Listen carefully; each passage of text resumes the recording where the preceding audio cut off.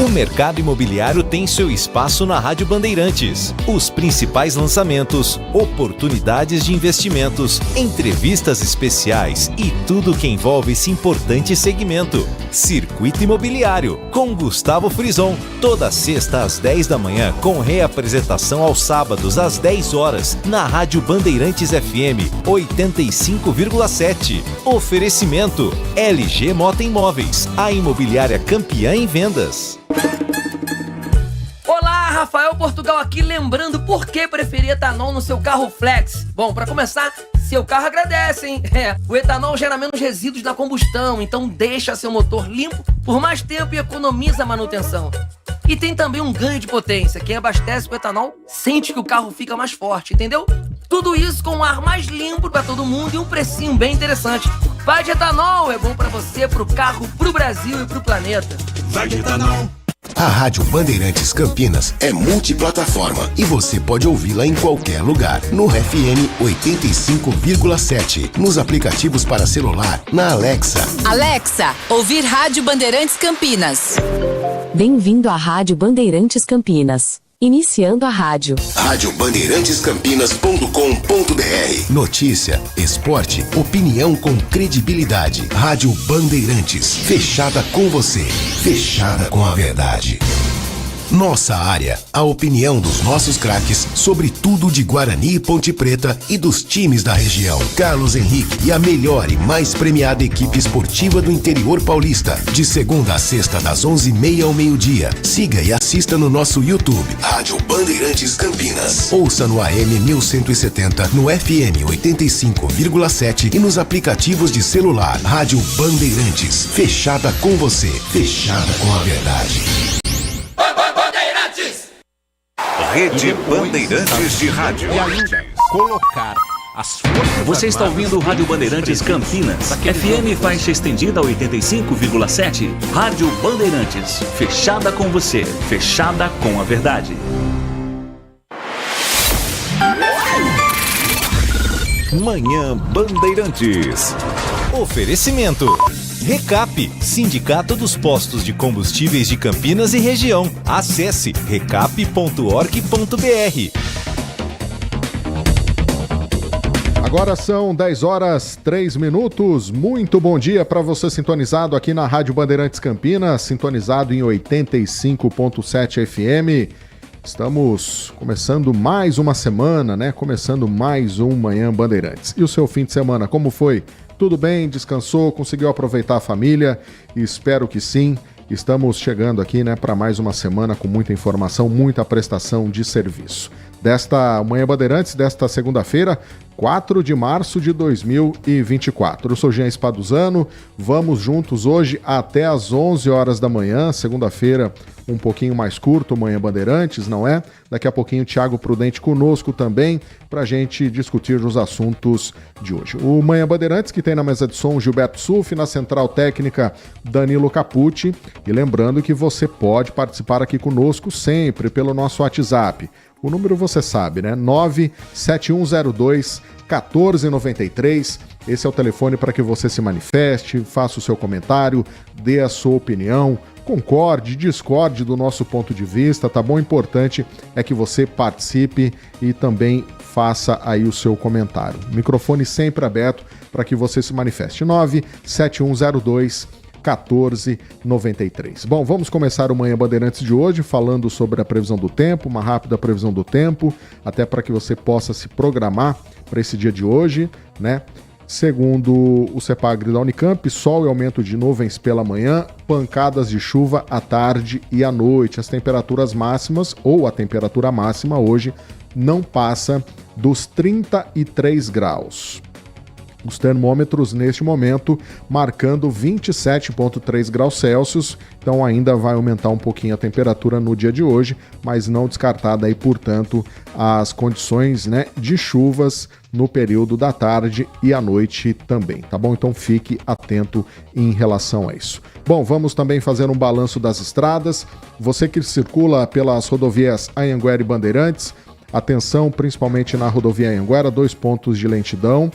Na região de Jundiaí, dos quilômetros 62 ao 60, há tráfego intenso neste momento, tá bom? Então fique atento em relação a isso. Você que tem como destino a capital paulista, trânsito lento na rodovia Anhanguera, dos quilômetros 62 ao 60. Chegada a São Paulo, pela rodovia Anhanguera, também apresentando trânsito lento neste momento, lentidão de 1 quilômetro, dos quilômetros 12 ao 11, por reflexo de veículos nas marginais, né? Como é costume, como é já a tradição todos os dias na chegada à capital paulista. Pela rodovia dos Bandeirantes, você que circula aí ouvindo a Rádio Bandeirantes, pela rodovia dos Bandeirantes, também trânsito lento dos quilômetros 62 ao 64, ali na região de Jundiaí, tá bom? Na Dom Gabriel. Esse é um trecho que está apresentando lentidão neste momento. E a chegada à capital paulista pela rodovia dos Bandeirantes, um pouquinho mais congestionada. Trânsito lento dos quilômetros 16 ao 13, também como reflexo de congestionamento nas marginais, tá bem? Então redobre a atenção e sempre que possível, né, saia com um pouquinho de antecedência para que você não chegue atrasado no seu compromisso. Aqui, para quem trafega pela rodovia Anhanguera e pela rodovia dos Bandeirantes, sentido interior, tráfego normal, fluindo sem dificuldades, trânsito muito bom neste momento, tá bom? Então mantenha sempre a distância do veículo à sua frente para que você não se envolva em acidentes e chegue com segurança no seu destino. Essas são as condições de momento das estradas aqui, Anhanguera e Bandeirantes, na região de Campinas e também na chegada a São Paulo. Bom, são 10h07, nós estamos falando da questão da dengue já há um bom tempo aqui no Manhã Bandeirantes, né? Afinal, os números são preocupantes. A cada semana ou a cada dia o número de casos vem aumentando, então por isso que a gente gosta de reforçar, a gente gosta de fazer um alerta em relação a isso, né? Campinas já tem mais de 10 mil casos aí de dengue contabilizados, uma morte, né, já registrada na cidade. E a situação da dengue, ela tá tão complicada aqui em Campinas, né, ela está atingindo um patamar tão preocupante que nós tivemos, inclusive, uma reunião envolvendo não só a prefeitura, mas todas as entidades relacionadas à saúde de Campinas. Então, hospitais particulares, hospitais públicos, fizeram um encontro para debater um pouquinho essa questão da dengue em Campinas e o quanto ela está preocupante e o quanto que Campinas precisa se preparar para enfrentar essa doença. E eu já digo para você, a gente vai acompanhar a reportagem agora do Guilherme Selegato, mas o que a gente pode dizer de momento é o seguinte: a situação é preocupante e os números, as projeções também são muito preocupantes. São dados alarmantes que, se a gente não conseguir conter aí o avanço da dengue, a gente pode ter uma explosão de casos em muito pouco tempo. Vamos acompanhar a reportagem do Guilherme Selegato. Em Campinas, preocupa as autoridades em saúde. Somente nos 2 primeiros meses do ano, já são 11.188 casos confirmados e uma morte. Além do aumento no número de casos, a Secretaria de Saúde confirmou a volta de 2 sorotipos do vírus. O tipo 2, que não circulava na cidade desde 2021, e o tipo 3, que não registrava casos desde 2009. Os casos de dengue praticamente dobraram em relação à semana passada, de acordo com a Prefeitura. Hoje já são mais de 11 mil casos registrados na cidade. E se o cenário persistir, a administração afirma que em até 6 semanas, Campinas pode ultrapassar os 100 mil casos da doença. O aumento de casos também preocupa as unidades hospitalares. Até o momento, os hospitais públicos e particulares estão conseguindo atender a demanda. Mas esse quadro pode mudar nas próximas semanas. Passou as UPAs de 1.100 atendimentos para 1.800 por dia, as UPAs no total. E os hospitais de 800 para 1.100 atendimentos por dia, ou seja, um aumento de 30% na demanda diária nas portas. Mas a Covid também está dando ar da graça. Então, como é que nós estamos nos preparando? Com insumos, que são insumos básicos, soro fisiológico, tudo estocado em quantidade alta, e também testes rápidos da Covid, para a gente tentar fazer o diagnóstico diferencial e encaminhar. De qualquer maneira, a gente imagina que teremos muitos pacientes sintomáticos procurando serviços de saúde. Então, a ideia é como a gente unifica esse enfrentamento, como a gente se prepara melhor, como a gente transmite para a população a importância das medidas preventivas Eu acho que hoje isso é o que pode realmente mudar o curso da doença. E para conscientizar a população e combater os criadores da doença, agentes da Vigilância em Saúde de Campinas realizaram uma série de ações preventivas no Dia D estadual contra a dengue. Mas apesar de todas essas iniciativas, a administração municipal enfrenta mais um desafio: o acesso às residências. Infelizmente, nós temos aí de 40% a 50% das casas que ou não tem ninguém ou não permitem a entrada dos agentes da dengue. Isso tem nos causado muita preocupação. Nós não queremos jogar a culpa nas famílias, nas pessoas, jamais. A prefeitura tem se esforçado muito e tem que fazer a sua parte. Mas nós precisamos ter acesso aos quintais, às casas das pessoas, não para penalizar, não para multar, mas para orientar essas famílias. Aí mais uma vez, né? É o apelo para que a população colabore. Não adianta só o poder público fazer a parte dele se nós, né, como cidadãos, também não fizermos a nossa parte e não contribuímos, né, com a nossa parcela de responsabilidade. A situação ela é alarmante, é preocupante e parece que a gente está sempre patinando na mesma informação, mas ela é importante, né, que seja dita, a gente precisa trazer, como foi dito aí na reportagem. Se não houver uma melhora, se não houver uma ação rápida, né, Campinas pode bater aí mais de 100 mil casos em pouco tempo. É uma situação realmente que chega a preocupar e preocupa de verdade. Então, assim, a gente não está, quando a gente fala que a gente não está brincando, a gente não está querendo ser repetitivo. É que a situação está muito complicada, principalmente porque nós temos, dos 4 tipos de vírus, 3 já estão circulando na cidade. Então, o número de casos pode aumentar muito aqui, lembrando, né, que cada um pode pegar a dengue 4 vezes, porque são 4 tipos diferentes. Então, isso é muito importante, fica esse alerta. Tiago Prudente, muito bom dia para você, começando mais uma semana e falando mais uma vez, começando o Manhã Bandeirantes falando da dengue, porque a situação está realmente preocupante e colocando a cidade como um todo em alerta. Bom dia, Jean, aos ouvintes da Rádio Bandeirantes, uma ótima semana a todos. A gente tem que bater nessa tecla, porque é importante a conscientização, o trabalho da população e do poder público, né, em conjunto com os hospitais particulares, e o diagnóstico, né, a gente já falou aqui semana passada, o diagnóstico preciso também é muito importante para que o combate seja feito da maneira correta, até para identificar as regiões com maior número de casos, maior incidência da dengue, diferenciar a dengue de Covid, e aí fica o alerta para as pessoas. Primeiro de tudo, fazer o combate ao Aedes aegypti em casa, parar 10 minutinhos uma vez por semana, olhar se tem foco do mosquito Aedes aegypti. Como é que faz isso? Verifica se tem água parada na sua casa, numa garrafinha, numa tampinha de garrafa que ficou jogada no quintal, isso é o suficiente. Dentro da sua casa, vaso de planta, ou até mesmo aquele cantinho onde acumula água e a água fica parada, verifique tudo isso para evitar aí a procriação do mosquito Aedes aegypti. Quanto à Covid, se você tem que, pode tomar mais uma dose da vacina, vá ao posto de saúde tomar a vacina contra a Covid-19. Faça a sua parte, É o que nós temos para dizer nesse momento. As ferramentas estão aí, né, Jean? Tanto para o combate à dengue quanto para o combate à Covid. A população precisa fazer a sua parte nesse momento.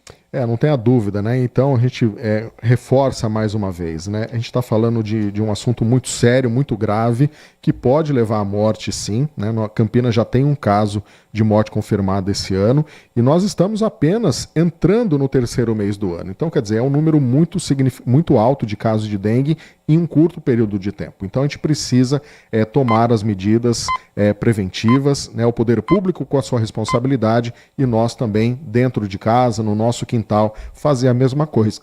E principalmente também, quando houver ação no bairro, permitir a entrada dos agentes, né, que estão identificados, tem coletes, enfim, se tiver alguma dúvida, basta ligar na prefeitura, até a própria Defesa Civil está disponível para esse tipo de esclarecimento de dúvidas, para poder realmente fazer essa grande ação para eliminar esses criadouros, porque a situação realmente ela é muito preocupante e as autoridades em saúde, de uma maneira geral aqui em Campinas, já alertas em relação a tudo isso, se preparando, se precavendo por uma possível explosão no número de casos. A situação realmente requer muito cuidado, muita atenção.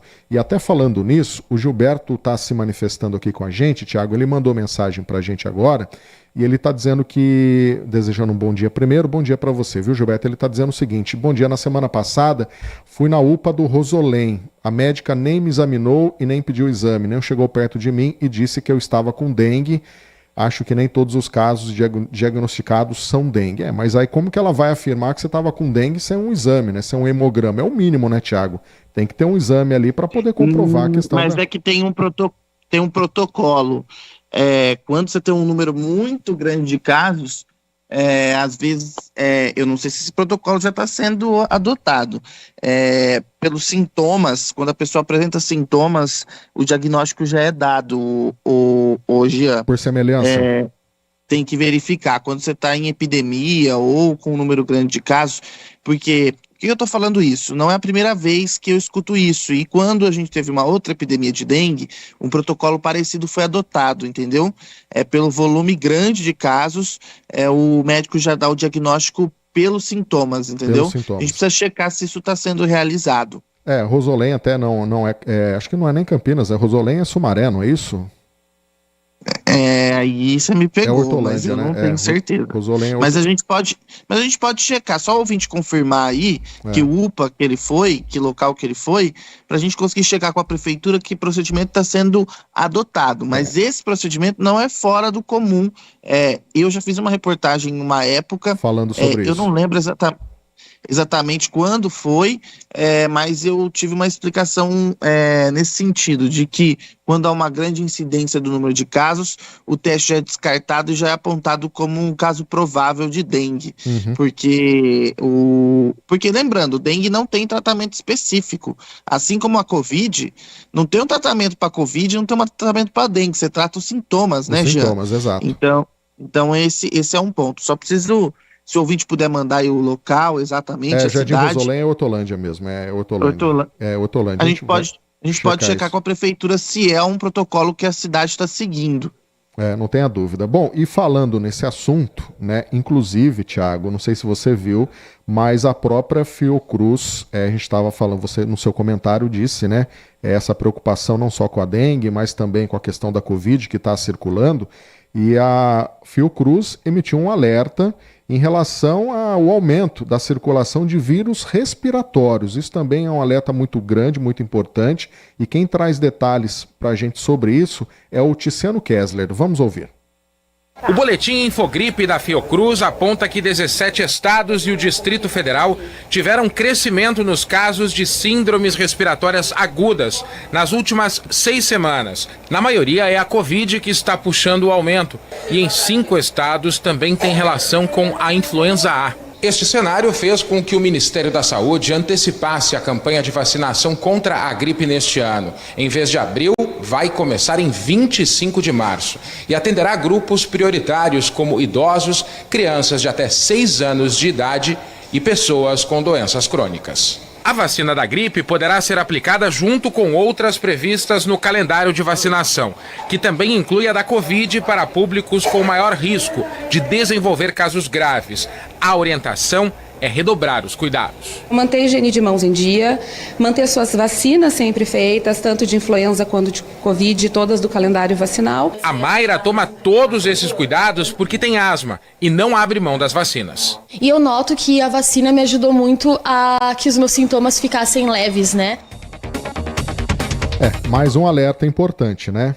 A Fiocruz fazendo esse alerta, mostrando da importância, como você bem pontuou, né, Tiago? Então, se tem alguma dose ainda para ser tomada em relação à dose em atraso da vacina da Covid, procure, né, a unidade de saúde para atualizar a caderneta vacinal e ficar em dia para diminuir, né, os riscos, enfim, caso você venha a contrair o vírus da Covid para que os efeitos sejam minimizados e você não sofra muito com isso. É um alerta também importante que a gente traz nesse início de semana aqui no Manhã Bandeirantes.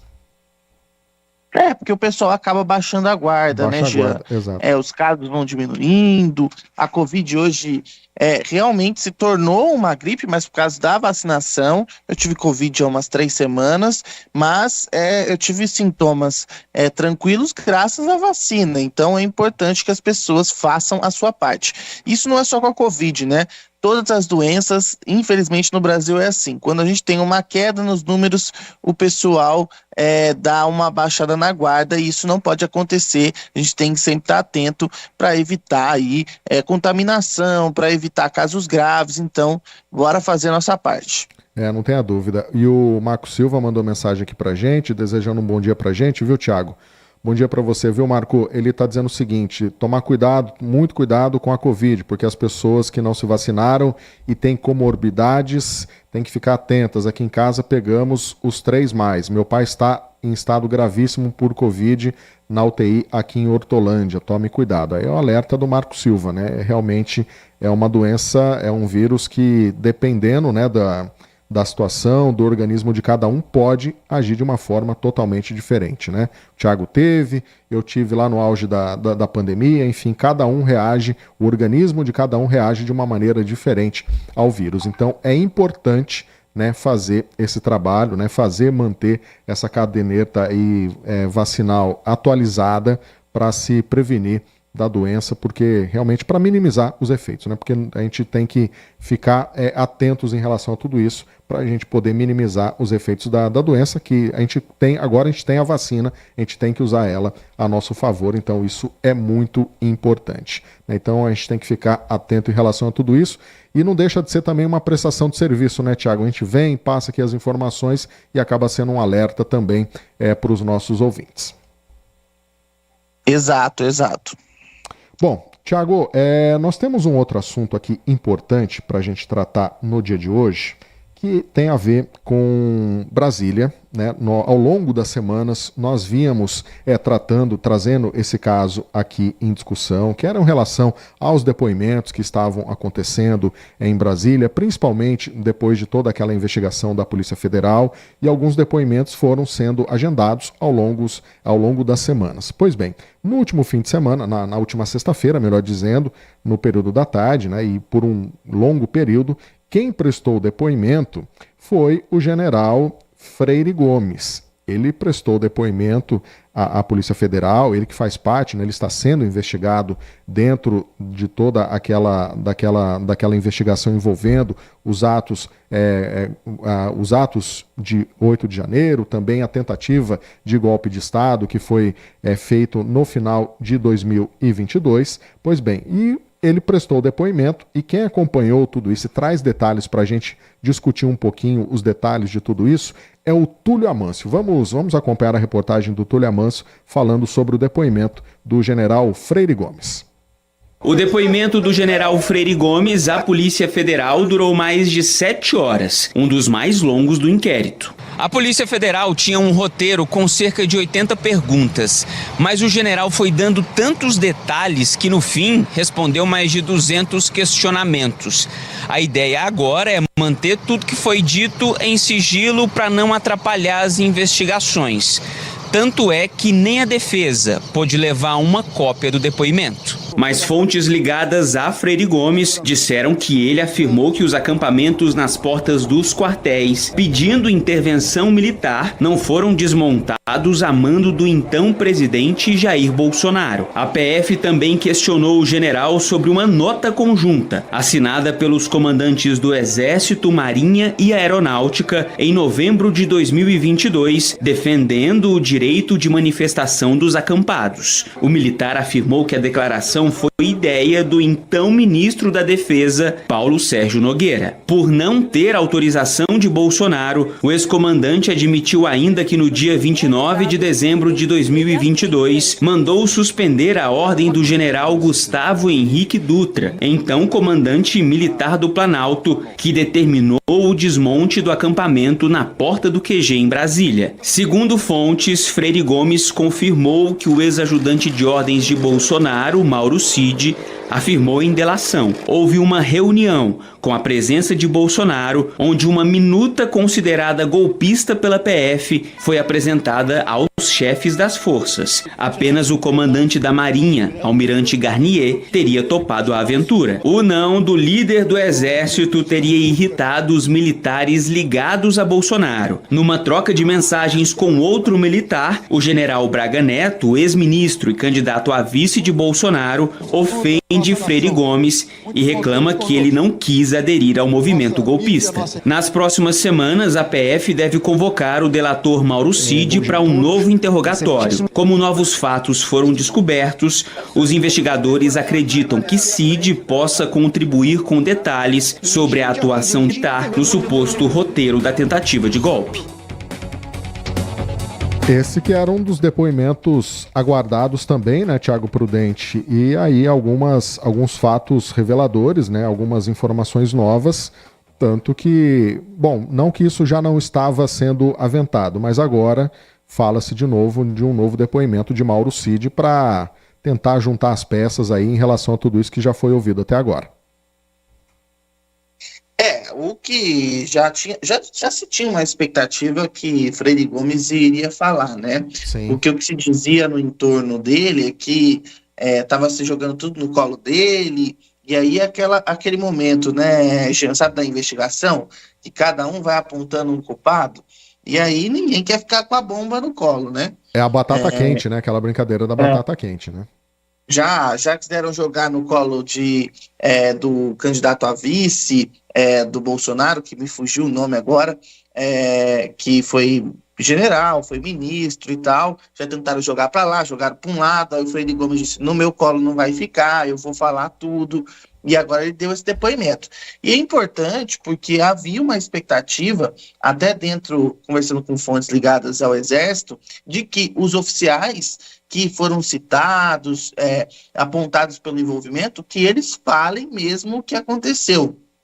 Porque o Exército quer que isso seja tirado a limpo, a instituição como um todo quer que isso seja tirado a limpo e que as pessoas que estão envolvidas e que se tiverem envolvimento nessa tentativa de golpe e comprovado que elas sejam punidas. Pelo menos com quem eu conversei que faz ali parte do Exército, a movimentação é essa. Então, esse movimento do Paulo Freire não é algo que surpreende, mas irritou muitos bolsonaristas, Jean. Por quê? Porque agora, além do depoimento de Mauro Cid, que tem uma delação premiada, a gente tem agora o depoimento do Paulo Freire. Além disso, o próprio outro coronel Teófilo, se eu não estou enganado com o nome, prestou depoimento no sábado também, né? E ele também é apontado pelo envolvimento. Não se sabe o que ele disse ainda nesse depoimento. Então a situação vai ficando ainda mais complicada. O cerco vai se fechando. E se confirmado que partiu a ordem do ex-presidente Jair Bolsonaro para que os acampamentos não fossem desmontados, aqueles acampamentos em frente do Exército, pedindo intervenção militar, pautas antidemocráticas, e aqui não é imaginação, qualquer um que passasse em frente a qualquer quartel estava vendo aquelas placas lá, que são pautas antidemocráticas. Você pode protestar pelo que você quiser, mas não pelo fim da democracia. Isso não é permitido. E aí o que acontece? Aí a gente tem uma ligação de Bolsonaro com os atos de 8 de janeiro. Por quê? Porque os atos de 8 de janeiro saíram desses acampamentos. E aí é o tipo de ligação que complica o ex-presidente. Por que eu digo que complica? Porque tem uma questão jurídica que está se avaliando, se que o que ele fez, que é apontado pela investigação, seriam atos preparatórios. Porque o que a gente já explicou aqui. Você pensar em fazer um assalto a banco é uma coisa, não é crime.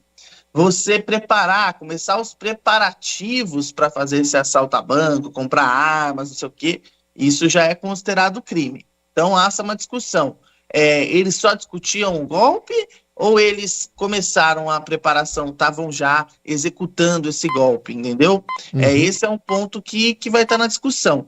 E também, na lei que fala sobre a tentativa de golpe, fala que é preciso do uso da violência. E aí o 8 de janeiro seria esse uso da violência. Então, se houver essa conexão entre os acampamentos 8 de janeiro e uma ordem que veio de cima para não desmontar esses acampamentos, tem uma ligação muito forte. Já tem uma ligação também com a questão de dinheiro enviada para acampamentos que o Mauro Cid revelou. Então a gente tem aí um cerco se fechando. Temos que aguardar a investigação, mas esse é um depoimento importante também, porque é alguém que acompanhou essas reuniões e vai confirmando o depoimento. Só a delação não é suficiente. E a PF já mostrou que não tem só delação.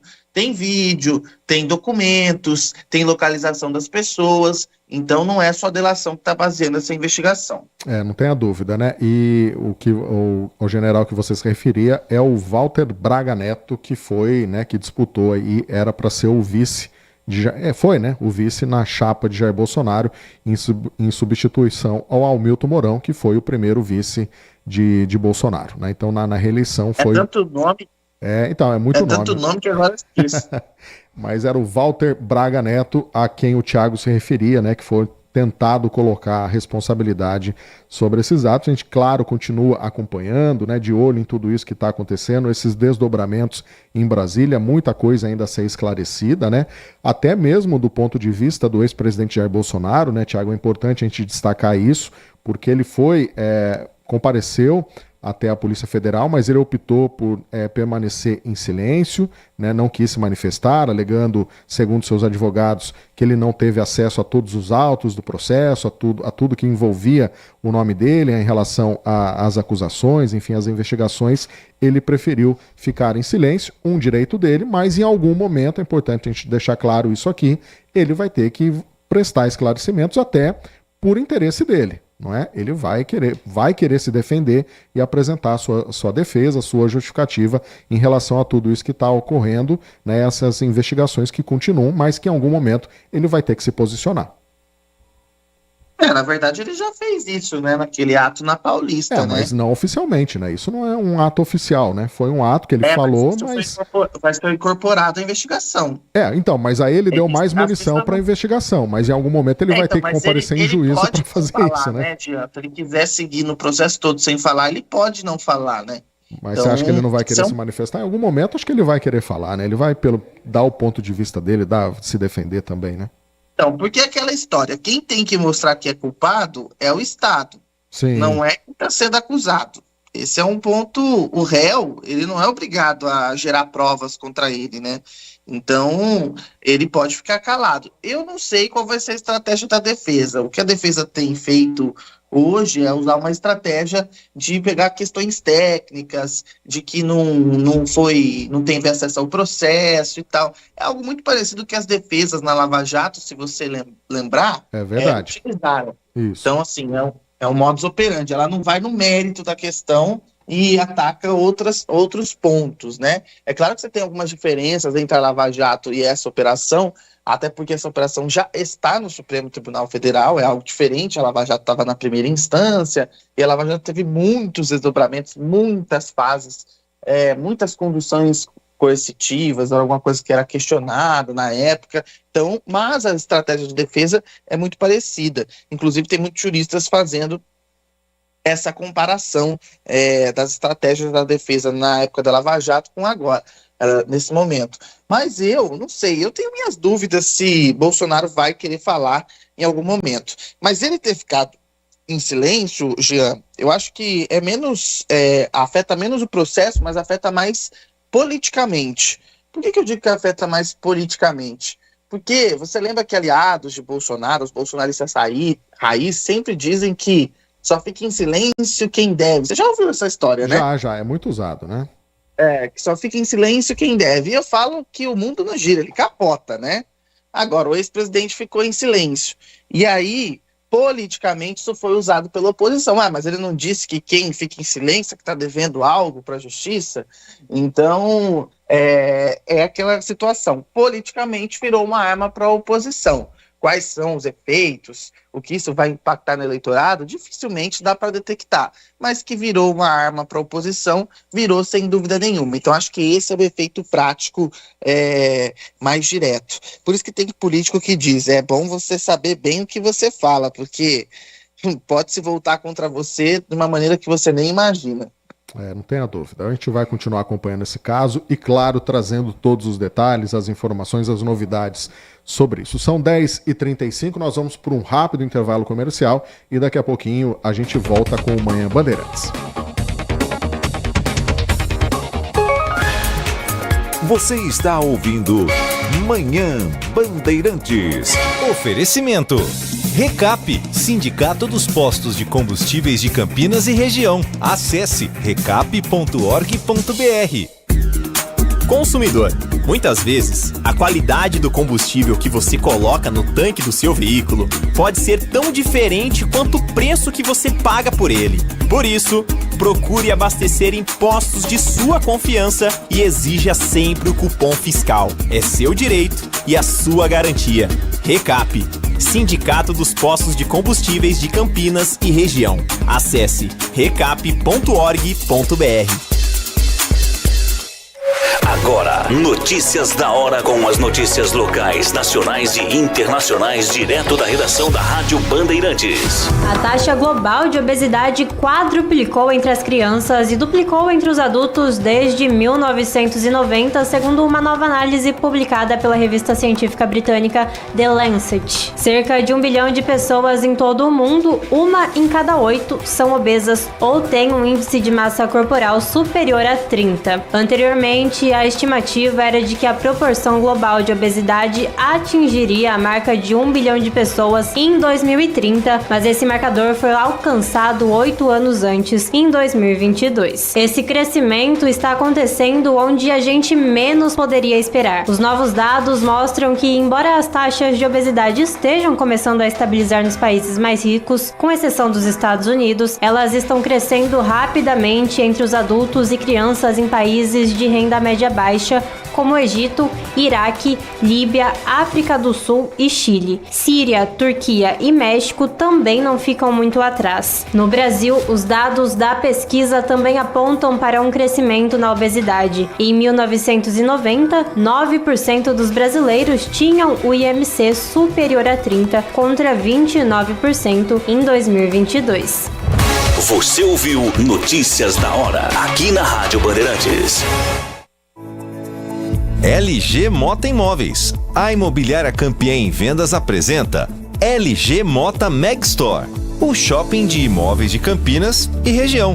Uma mega estrutura no coração do Cambuí, na Avenida Coronel Silva Teles 387, esquina com a Rua Coronel Quirino. São 60 empreendimentos no mesmo lugar, direto dos principais incorporadores do país. São imóveis comerciais e residenciais. Para moradia ou investimento, nosso telefone é 19 3722 7740 e nossas redes sociais, @LG Mota Imóveis. Assista ao programa Circuito Imobiliário todo sábado, às 8h30 da manhã, na Band Mais TV. E ouça na Rádio Bandeirantes toda sexta e sábado, às 10 da manhã. O nosso maior patrimônio é o nosso cliente.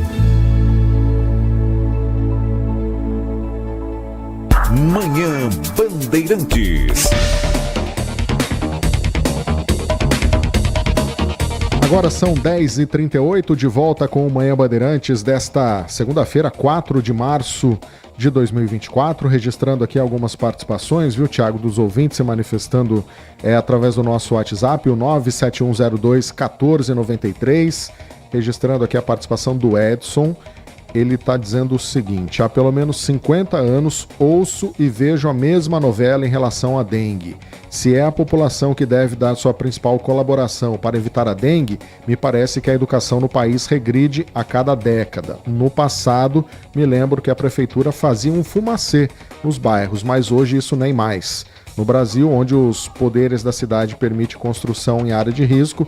Imagine se estarão preocupados com o mosquito. Essa questão do fumacê me parece que agora está sendo feita em pontos específicos, viu, Edson? Acho que são pontos que são considerados mais críticos, mas eu me recordo, sim, dessa questão de antigamente, que era mais frequente o uso do fumacê. Não sei se o Thiago tem essa lembrança, mas esse fumacê é um recurso muito utilizado também para combater um pouco, né, a proliferação do Aedes aegypti, né, Thiago?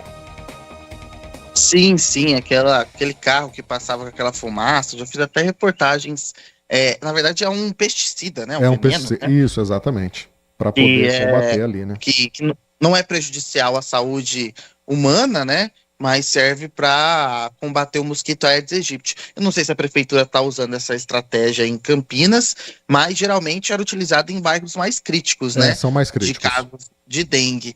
Mas não sei se essa estratégia ainda está sendo utilizada, mas até alguns anos, acho que o ano passado, eu vi essa estratégia sendo utilizada por muitas prefeituras ainda. Se não me falha a memória... sim, desculpa te interromper, mas eu acho que na semana passada, na ação de semana passada, na sexta-feira, teve um bairro que teve a utilização de fumacê, sim. Só eu não sei qual que é o critério que eles utilizam, né, para aplicar esse tipo de pesticida. Então, já que o Jean confirmou aí, está sendo utilizado. Eu acho que não é mais utilizado em grande escala como era antigamente. Até porque é aquela história, né? A gente tem que fazer a nossa parte dentro de casa. 80% dos focos estão dentro de casa. E o que acontece muito com esse pesticida, que eu lembro muito bem, quando ele passa na rua, as pessoas vão lá e fecham a casa, né, Jean? Então. Para não entrar dentro de casa. E aí complica um pouco. Então a gente tem que também tem um alcance limitado do uso desse pesticida. O grande combate à dengue é dentro de casa, olhando o criador do mosquito Aedes aegypti. E eu não sei nem se é a educação que retrocedeu. Eu acho que vai ficando tão comum, sabe, Jean? As pessoas ouvem isso há tanto tempo que elas acabam deixando no segundo plano, sabe? Dengue mais uma vez, e aquela história, na minha casa não tem nada, eu não preciso olhar. E às vezes é quando você se engana, porque tem um foco ali que coloca a sua família em risco. E a gente nem faz ideia, né? Então tem que ficar atento em relação a isso. Bom, nós temos também mais participações de ouvintes, né? Mandando áudio aqui pra gente, vamos ouvir. Bom dia a todos, DJ Ale, Jean, Thiago Prudente. Falando um pouquinho sobre a dengue, ao invés do prefeito ficar aí comemorando o trem intercidades, ele deveria de olhar para Campinas e pelo menos aquelas pessoas que têm aquele exame já confirmando a dengue, dar o repelente para essas pessoas. Aí o mosquito não pica uma pessoa infectada e não vai infectar outra. Pelo menos poderia começar a combater a dengue por aí, não é? Essa é a minha opinião. Thiago, excelente ponto que o seu taxista levantou na sexta-feira. Você já imaginou, cara? Na hora de comprar o bilhete, eu quero bilhete para Jundiaí, 5. Eu quero bilhete para Campinas, 64. Só que como é que vai controlar isso na hora de descer do trem? Vai ter um bilheteiro, vão voltar aos anos 40, 50, com bilheteiro dentro do trem, vai ter que ter bilhete de papel. Como que vai controlar isso daí? É um vagão por cidade e na hora de embarcar você mostra o bilhete? É uma coisa a se pensar, né? Antes de começar a construir, tem que ver isso daí. Essa é a minha opinião. Grande abraço a todos, DJ Ale. Obrigado, DJ Ale, pela sua participação. Algum comentário, alguma consideração, Thiago, em relação ao posicionamento aí do DJ Ale? Não, acho que ele tocou num ponto fundamental. Na questão do trem, aquela história, né? Se eu posso ir até Jundiaí, de São Paulo a Jundiaí, pelo valor da CPTM, e lá descer e pegar o outro trem parador até Campinas, que vai ser mais barato do que o trem expresso, é uma coisa a se pensar, como é que vai ser feito esse controle. Acho que não pensaram nisso, acho que ninguém levantou essa possibilidade. Mas você sabe por que essas possibilidades não são levantadas, Jean? Porque quem faz as licitações, quem desenvolve esses projetos, não anda de transporte público. Esse é o problema. Não sabe como que funciona direito, né? Não anda de carro. Então, e não tem crítica nenhuma. As pessoas podem optar, podem andar de carro. Ninguém é obrigado a andar de transporte público. Mas, quando você não vê a realidade das pessoas, você não consegue entender essa dinâmica.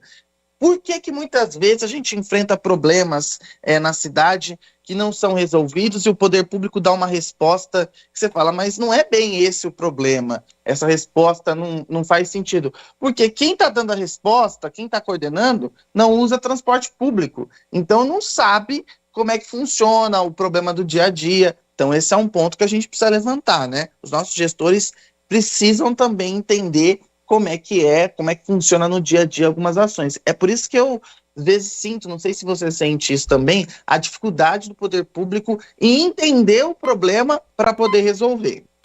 Isso acontece mesmo, né? Quinto sinal marcando 10h45, registrando aqui a participação do Wagner Marcondes. Ele está dizendo o seguinte, Thiago: hoje minha participação será bem sucinta e resumida a uma pergunta que eu gostaria de ouvir a opinião de vocês. Será que quando Bolsonaro for preso, e isso para mim vai acontecer, está dizendo o Wagner Marcondes, esse país vai ter paz? Ele está dizendo, acho difícil. Assim como não acredito que muitos aqui não fazem dessa farofa toda um plano de vingança, a começar pelo presidente. Bom, eu acho que é um assunto que... ele é muito mais complexo do que isso, né? Acho que a gente não pode falar em vingança nunca, não é sentimento de vingança. Eu acho que a gente tem que falar em responsabilização, né? Cada um tem que ser responsabilizado pelos atos que cometeu de uma forma indevida. Então tudo isso precisa ser apurado, precisa ser investigado, e aí depois é a justiça que vai determinar qual é a penalidade para aquele ato que foi cometido. Se o ex-presidente Jair Bolsonaro vai ser preso ou não dá para dizer, é suposição.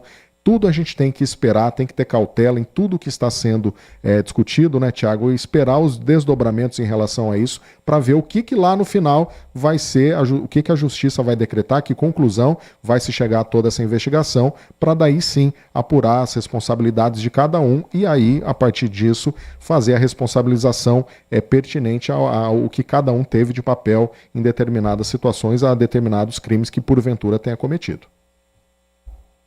Eu acho que esse é um ponto central. Se cometeu algum crime, tem que ser punido, tem que responder, e a justiça tem que fazer a sua parte. Sobre a questão de vingança e tal, o presidente Lula até se manifestou dizendo que espera que o Bolsonaro tenha o direito de defesa, e aí, nas palavras do presidente Lula, de que o direito de defesa que ele não teve. Exato. Bom, isso foi uma opinião que ele deu sobre o caso, mas você não vê o presidente Lula se manifestando muito sobre essa história. Você já percebeu isso, né, Jean? Sim, não se manifesta. Até porque isso é uma coisa que a justiça está tratando, e o Poder Executivo realmente não tem que se manifestar sobre esses casos, porque é um caso que está correndo na justiça. Mas, fora isso, eu fico com uma sensação, e essa é uma sensação particular, até na resposta ao nosso ouvinte, que essa questão de que o país está dividido é mais uma questão de quem vive em bolhas políticas, que gosta de política e tem essa sensação, do que propriamente dito algo que acontece nas ruas, algo que a população em geral está dividida. Eu acho que tem o bolsonarista raiz, aquela pessoa que é fanática, como existe a esquerda, e nesses polos há uma divisão. Só que a maioria da população, eu tenho a sensação que a maioria da população continua tocando a sua vida e não está dividida. E eu percebo que houve um arrefecimento dessa polarização. Muita gente largou mão disso. Esse é um sentimento que, conversando com as pessoas no dia a dia... Eu também tive essa impressão, viu, Thiago? Eu também tive essa impressão. Tenho esse mesmo sentimento que você. Então eu não vejo um país dividido, eu vejo as bolhas políticas que continuam lutando, e isso é natural. A gente tem que entender, polarização na política é algo natural.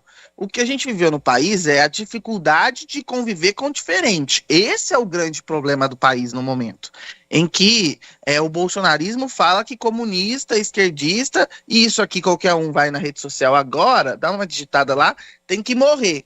E eu não tô brincando, não. Jean, você já não escutou isso da boca de muita gente que se diz bolsonarista? Sim. Que comunista não é assim que funciona, e nem do contrário também. E o contrário também, é importante a gente deixar claro. Isso, esse discurso a gente ouve dos dois lados. Você tem que aprender a conviver com diferente, ponto, com opiniões diferentes, desde que essas opiniões não sejam preconceitos, racismo, que preguem violência, que preguem ódio. Isso aí não é opinião diferente, isso aí é crime e tem que ser punido. Isso é um ponto central da nossa discussão. Então eu acho que dentro das bolhas há essa divisão, mas a população no geral, e eu vou levantar um número aqui que pode até ser polêmico, 60%, 70% da população, a população está meio de saco cheio disso, para falar a verdade, e tem tocado a sua vida naturalmente. Não sei o que o Jean acha, mas eu tenho essa sensação. E aí quando você está nessas bolhas políticas, porque geralmente quando você gosta de política, você está em torno, na sua volta tem muita gente que gosta de política também, né? E aí se você for para uma outra bolha de pessoas que não estão muito ligadas à política, você vai ver que esses assuntos nem reverberam. Não reverbera a fala de Lula, não reverbera a fala de Bolsonaro, as pessoas não estão nem sabendo o que está acontecendo.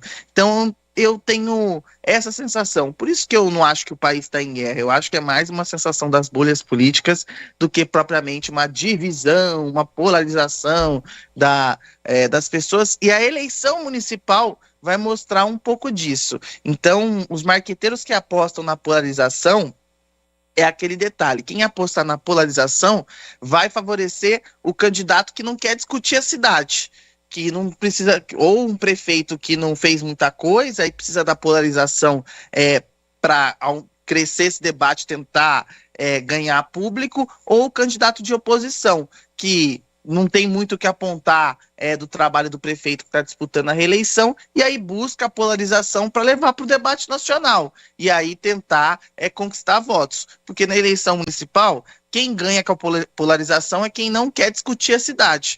Criar uma cortina de fumaça, né? Porque, vou falar sério, discutir Lula e Bolsonaro numa eleição municipal, se você é bolsonarista ou se você é petista, pelo amor de Deus, a gente tem que discutir a cidade. E é aquele negócio, o prefeito que está disputando a reeleição e fez um bom trabalho, se apresentar o seu trabalho, está reeleito.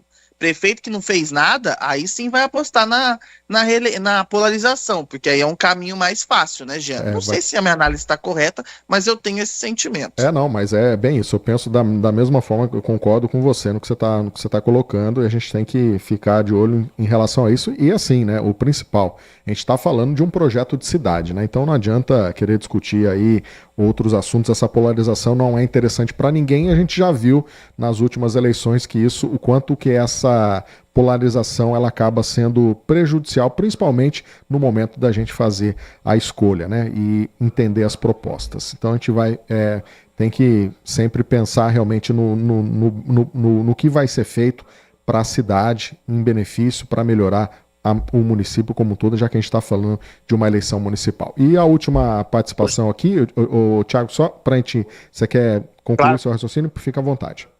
Não, é só para a gente pegar de exemplo aqui em Campinas, por exemplo, quem ganha com a polarização aqui em Campinas? O PT, com o Pedro Tourinho, ou o atual prefeito Dário Saad, do Republicanos? Eu faço uma avaliação. Esse fim de semana, o prefeito apareceu num vídeo com o ex-presidente Jair Bolsonaro. E o Dário nunca foi bolsonarista raiz. E aí eu acho que ele está se colocando como candidato para virar refém do bolsonarismo. Só que essa estratégia dos marqueteiros dele, eu acho equivocada, porque quem ganha com a polarização em Campinas é o PT. Por que eu digo que quem ganha com a polarização em Campinas é o PT? Essa polarização ainda não se refletiu na eleição municipal. Se você pegar o último pleito, até que você não tinha um candidato também bolsonarista, isso não se refletiu. Mas a esquerda já cresceu. Se você pega as últimas eleições em Campinas, ela demonstra um crescimento. E com a polarização vem um sentimento que é importante, que é o anti-bolsonarismo, que pode fazer eleitores de centro, mesmo não gostando do PT, votar no PT. E aí você tem um outro elemento que não tinha na eleição passada, o governo federal, que é um governo petista, né, Jean? E aí, como o prefeito de Campinas tem obras, a gente até apontou obras que ele pode apontar que fez, se ele desvia o foco para uma eleição polarizada, favorece a oposição, não favorece ele. O cálculo é esse, não vai favorecer ele. Municiar o adversário, né? Porque o adversário já não tem muita coisa para apontar da administração municipal. E aí você tem uma dificuldade de fazer ataques. Concorda comigo, Jean? Sim. E a prefeitura tem um cronograma de entrega de obras esse ano. Você, como oposição lá do PT, não tem muito o que atacar a administração. Se o próprio prefeito leva esse debate nacionalizado, o PT vai dar risada, porque é exatamente o que ele quer. Porque aí ele traz essa discussão, ele pode até não vencer a eleição, mas você pode ter certeza que ele vai dar muito trabalho, porque o sentimento antibolsonarista vem com força. Aí as pessoas vão dizer, mas Campinas é uma cidade bolsonarista. Da onde as pessoas tiraram esse número? Porque o presidente Jair Bolsonaro venceu em Campinas? Isso é bolsonarismo ou pode ser um sentimento antipetista? Mas esse sentimento pode ter mudado em 2 anos, porque a gente tem um presidente do PT no poder. E esse é um ponto que as pessoas não levam em conta, que os marqueteiros não levam em conta. Aí eu digo, quantos vereadores o bolsonarismo elegeu em Campinas, Jean? Esse é um ponto central. Eu só coloco o Major Jaime nessa conta. Tem o Nelson Rossi e o Marcelo Silva, mas eles também têm bases sólidas, não é só do bolsonarismo. Então, é preciso ficar atento para ver como a polarização, quem favorece. Em alguns locais vai favorecer o bolsonarismo, em outros locais vai favorecer o petismo. E não é isso que a gente quer discutir a cidade. Pouco me importa o que Lula e Bolsonaro estão fazendo, eu quero saber o que o candidato tem de proposta para a cidade, o que o prefeito que estava no poder fez pela cidade e tem um projeto de continuidade. E eu acho que grande parte da população na eleição municipal tem esse sentimento. A polarização pode até afastar o eleitor do candidato. E acho que a eleição desse ano vai ser um termômetro disso, né, Thiago? A gente vai conseguir perceber, vai ficar bem claro isso, né? Como que se movimentou ao longo desses 2 anos essa questão, né, essa polarização entre os dois lados. Acho que isso vai ficar muito claro durante as eleições. É questão de acompanhar, mas é uma análise interessante a ser feita. E só para a gente registrar aqui, o Adriano Vermelho, o Thiago, ele está dizendo o seguinte, desde patentes mais subalternas até os estrelatos do generalato das forças, quando fica insustentável negar o inegável, e ainda mais que exista pouca afinidade entre a cúpula militar e o ex-presidente, que adora abandonar ou trair aliados no fronte político, a derrocada fica evidente, é mais que perder uma batalha. Ele está colocando aqui o Adriano Vermelho, falando em relação também a esse depoimento, né, envolvendo aí o general Freire Gomes, que prestou depoimento à Polícia Federal na última sexta-feira. Então, muito ainda para ser esclarecido também.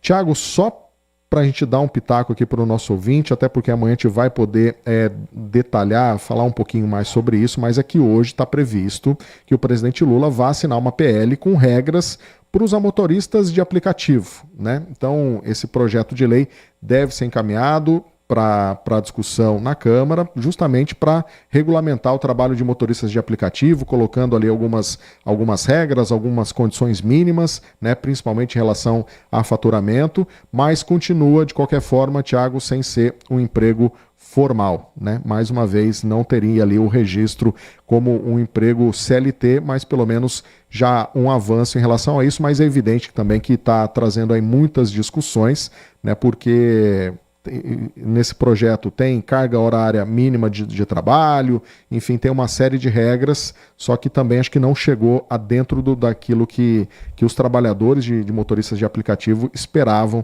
desse projeto de lei. O projeto vai ser enviado para o Congresso e o Congresso vai discutir o projeto, né? Sim. Mas que é importante uma regulamentação, é importante, né, Jean? Porque essas empresas vêm para o Brasil, recrutam um monte de gente e simplesmente esses motoristas não estão protegidos em nada. Se acontecer um acidente, precisar acionar o INSS, como é que funciona isso? Se ele não pagar por fora. Então, eu acho que uma regulamentação é importante. Regulamentação é importante para qualquer setor, não sei qual que é o seu ponto de vista, mas regulamentado, está na lei, as pessoas seguem as regras. Ah, mas o Brasil está querendo colocar regras para essas empresas. Sinto informar que outros países do mundo já fizeram isso. É só aqui que causa esse tipo de polêmica. E é preciso sim fazer, porque você precisa dar segurança. Não um CLT, né, Jean? Que não dá para ter um CLT nesse caso, e os próprios motoristas apontam isso, mas pelo menos uma regra de proteção para que todo mundo possa sair ganhando. Porque as taxas que a Uber cobra, e eu estou citando o nome nominalmente, a empresa aqui, dos motoristas, às vezes é um absurdo, né?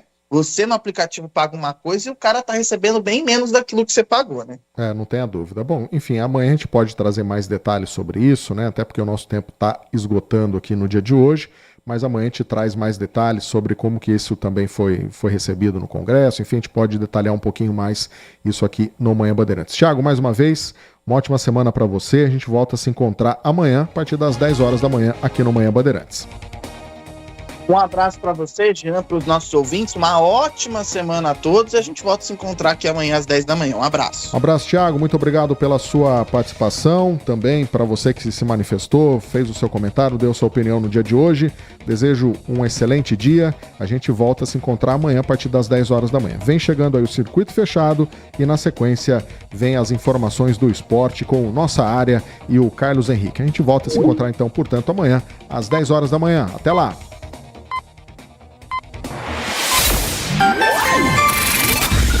Manhã Bandeirantes. Oferecimento. Recap, Sindicato dos Postos de Combustíveis de Campinas e Região. Acesse recap.org.br. Este ano o Bolsa Família completou 20 anos. Ao todo, já são 21 milhões de famílias beneficiadas. E para você garantir o seu benefício e melhorar de vida, é simples. Mantenha seus filhos matriculados e frequentando a escola. Atualize a caderneta de vacinação e realize o acompanhamento pré-natal e nutricional das crianças menores de 7 anos. 20 anos do Bolsa Família, mudando vidas, fazendo história. Ministério do Desenvolvimento e Assistência Social, Família e Combate à Fome. Brasil, União e Reconstrução. Consumidor.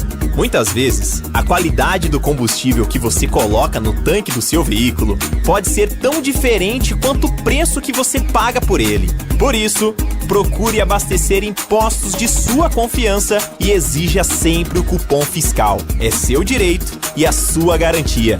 Recap, Sindicato dos Postos de Combustíveis de Campinas e Região. Acesse recap.org.br. Acontece um giro rápido das últimas notícias da região, do Brasil e do mundo, para manter você sempre atualizado. De segunda a sexta, a partir da 1h da tarde, na tela da Band Mais.